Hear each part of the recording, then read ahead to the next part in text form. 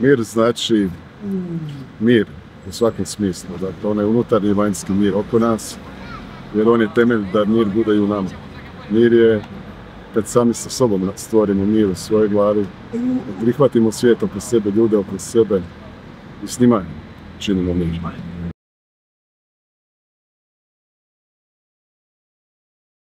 Slobodu misli, slobodu izražavanja, slobodu biti ono što želimo biti, slobodu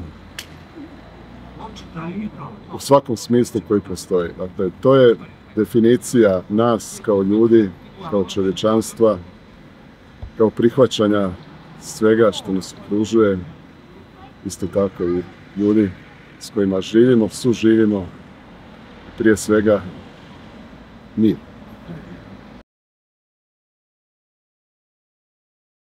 Mislim da su branitelji i braniteljice omogućile da mi danas ovdje ovako relativno jednostavno živimo, da ono svemu o čemu razmišljamo i s čime se borimo i te nekakve naše muke koje su zapravo vrlo male usporedbi s onim što su oni prošli, što su dali i oni koji više nisu s nama i oni koji jesu, ali teško žive, psihološki.